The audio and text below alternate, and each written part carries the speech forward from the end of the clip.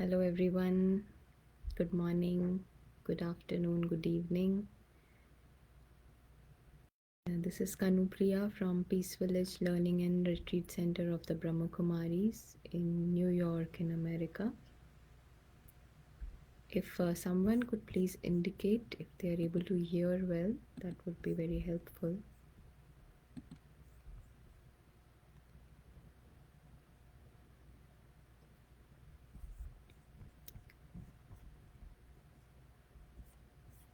So, very warm welcome, and today we would be exploring on this topic of healing before time heals. And when we talk about healing, of course, it is healing of pain or hurt or something unpleasant that we may have experienced. And sometimes we really feel that by not speaking of our pain, we would be able to let time heal the pain. Or even if we speak with others, we realize that that may not give us a lot of benefit because it has to be an internal effort to let the pain go away. And a big method that we all use is to think that time will heal the pain. So, um, actually, what we end up doing in this process of letting time heal the pain is that we sort of protect that hurt and keep it very safely locked up in one corner in our hearts. Sometimes not just a corner, but at the center of the heart, the core of the heart, that we make like a nice little, room for it, a secret room where there are many walls around it, and that space then becomes as if impenetrable for others to access. And it becomes so dark in that space that um, that even the supreme love, which is the one that can heal the pain actually, or which can uplift us and make us rise above that pain, that supreme love, God's love, the divine love, also is not able to reach that dark spot, that safely protected spot in our hearts. But because we ourselves, in our own thinking, we went over it so many times and we as if locked it up. What happens is, even though we feel it is locked up, but any external stimulant or trigger from outside, if we, for example, let us take an example of a mother and a son, and there is something that may have happened between the mother and the son where the mother feels hurt because of something that the son did. And now anytime, if the mother is now interacting with um, someone who's like her son, not the son actually, but any other person who resembles this person who hurt, right? In this case, the son, then some kind of behavior and some kind of circumstance, something similar, it sort of acts like a trigger to reawaken that memory in the mind. And it becomes very fresh and alive, and as if we relive that incident again. And then while we are reliving, we end up choosing the option of going into that pain again. And now, what option do we have? Do we have an option to not go into this spiral? Now, with spiritual wisdom, we actually have the option to heal the pain before time heals it.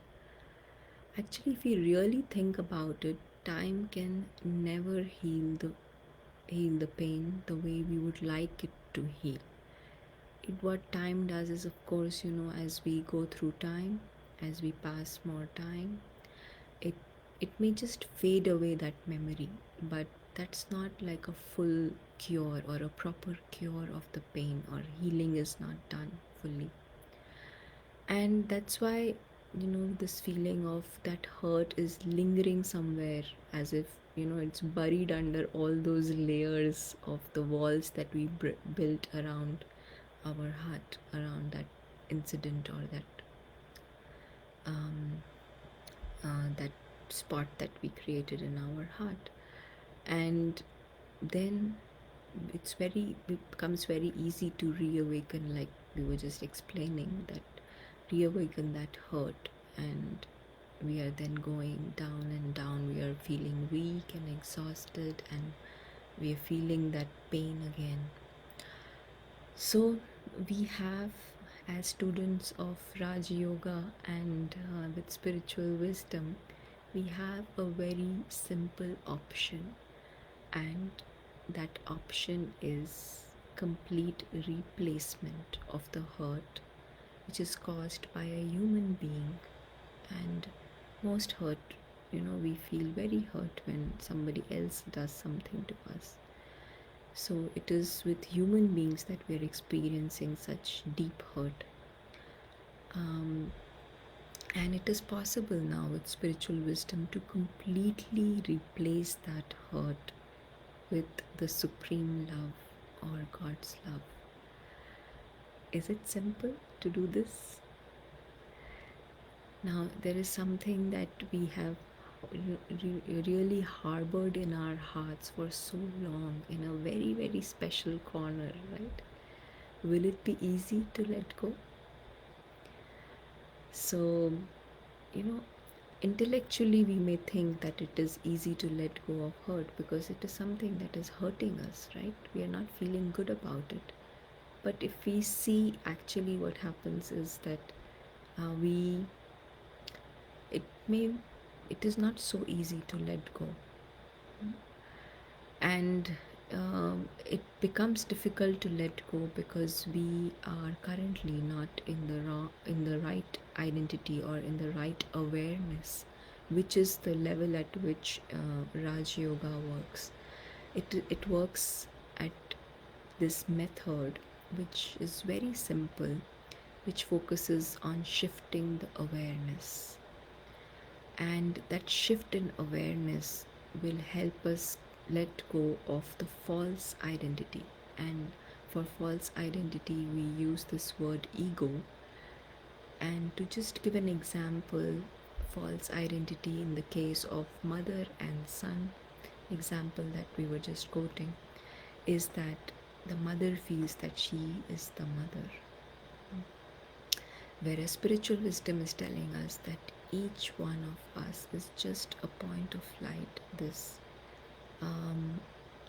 very tiny, living, conscient being of light. And the mother in this case is just a role that is being played. But the moment we start to identify with the mother or the role, then there is false identity. And the moment we shift our awareness from being a mother to being just this point of light, the soul, then it becomes very, very easy to let go of this false identity of the mother in this case, and let the feelings of the true identity state, the true awareness state, that of the soul, who is worthy of this supreme love, the divine love, that then becomes easy to emerge and flow within the soul. So now, how do we do this, right? We spoke about the replacement of the consciousness or the awareness, and the more, in this case, we just come back into this awareness, even if for a minute, 2 minutes during our day, we just keep reminding ourselves of the real awareness, the real I, the true I that we are, the soul, this tiny point of light, then we will be able to connect to our truth, the reality. And that reality is subtle and invisible. It is beyond the world of matter, beyond time, even. It is beyond any harm, and we realize that we are eternal, immortal beings of light. The more we, as if, record this memory, this awareness in our minds, then we see how the divine force or the supreme being is present for us to fill us and to help us heal.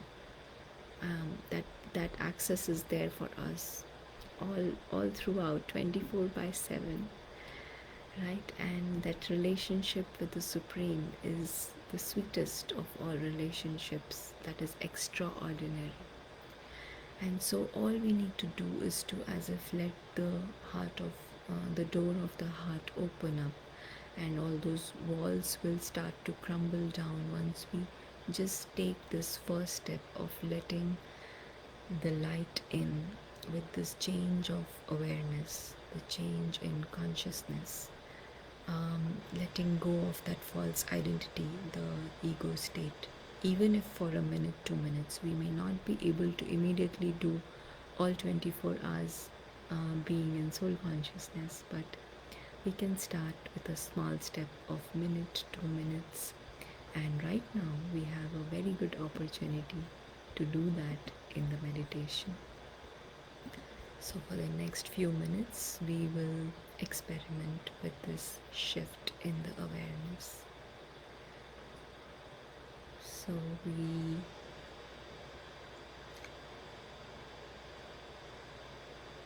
just relax the body in a second.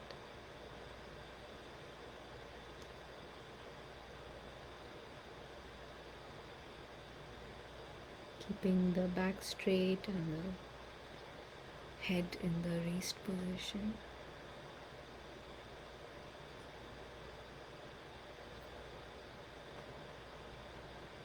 Choose a sitting posture, and whatever you are comfortable with in terms of keeping your eyes open or closed. If you choose to keep your eyes open, just choose a spot in front of you. Just rest your gaze on a fixed point. This behind that point of light is a good place to rest. And we just observe the thoughts that are going on in the mind.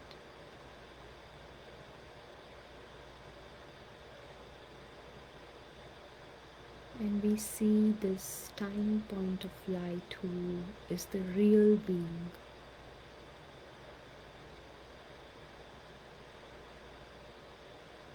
We see the total disassociation of this point of light from Kanupriya, the role that is being played in this body that this point of light is using.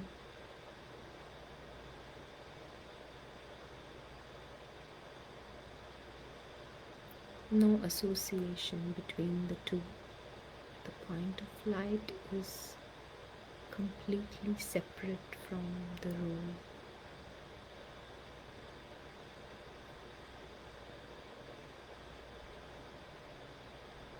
And this point of light is using the body and playing the role for a short period of time. There is a beginning to the body, end to the body, beginning of the role, end of the role. We see this clearly.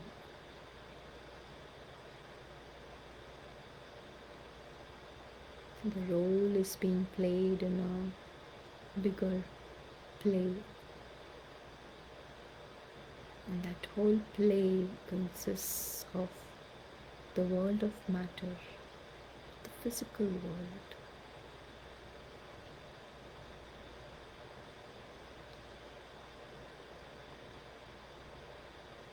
This point of light is aware of his world that is far away from the world of matter, the physical world.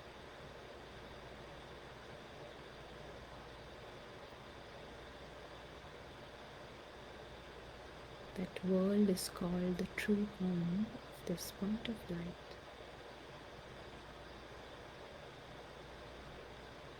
That world is subtle and invisible,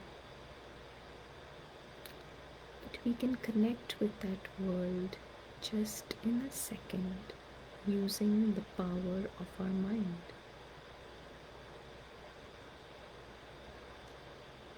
We reawaken that memory of the true home, keeping a very simple aim.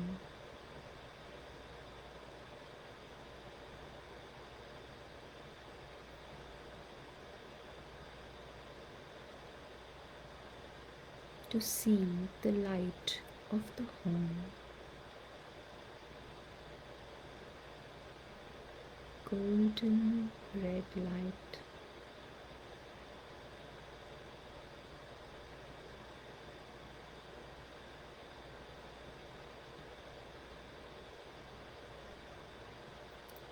light of silence,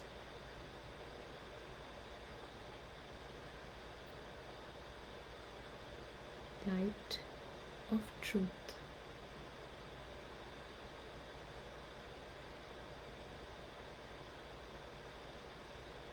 Light of love.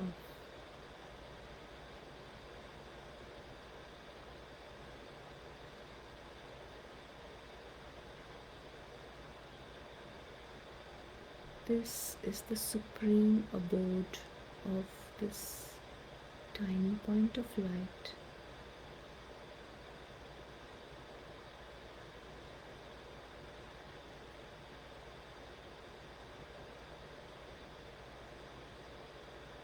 The light of eternity and immortality.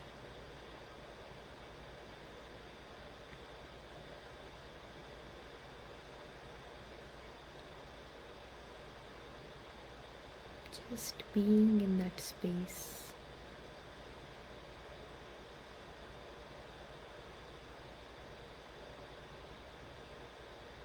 of the true light.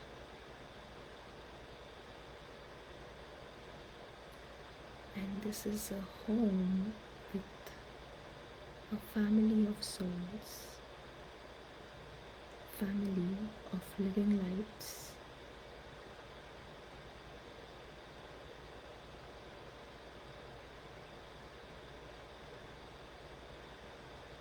And the head of the family, the supreme being of light,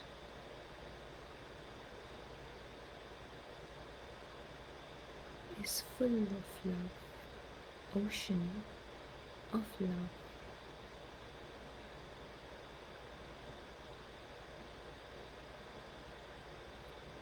He is eternally present to fill us with love. This love is very different from the love from any human being.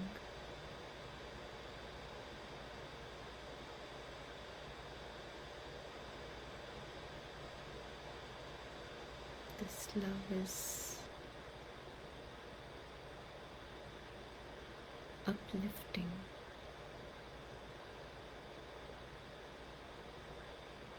pure and very innocent,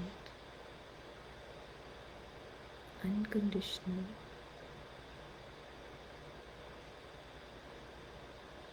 And this tiny point of light feels very lucky to be worthy of the supreme love.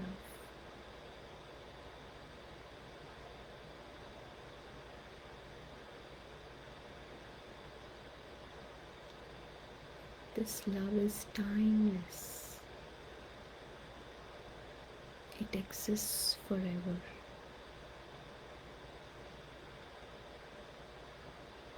All we need to do is to connect with this region of love.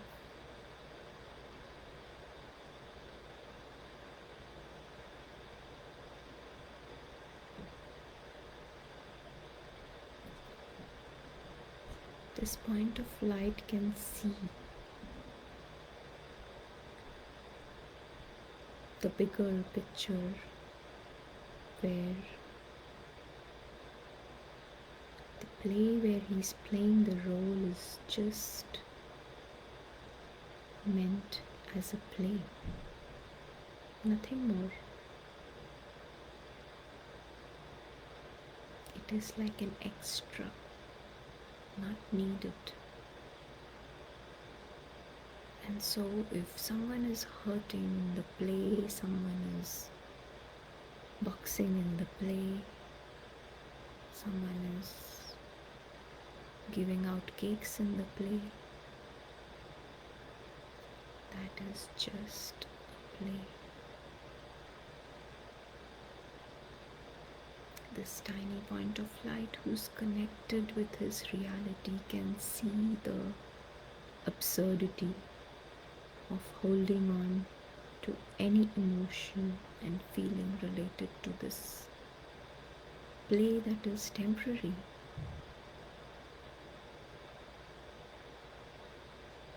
Has an end.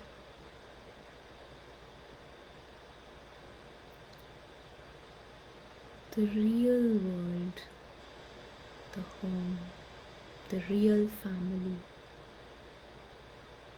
are timeless.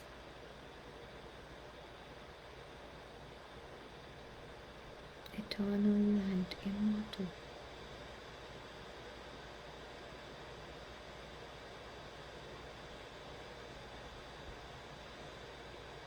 We stay connected to this realm of love and light.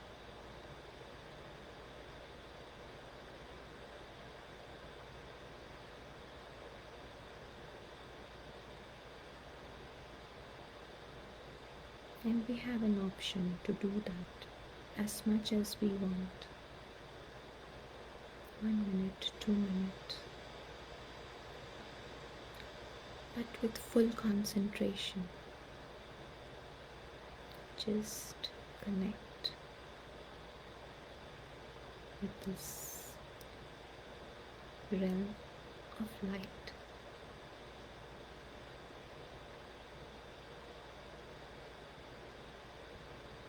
So this is not just a meditation, but it is living our reality, living the truth.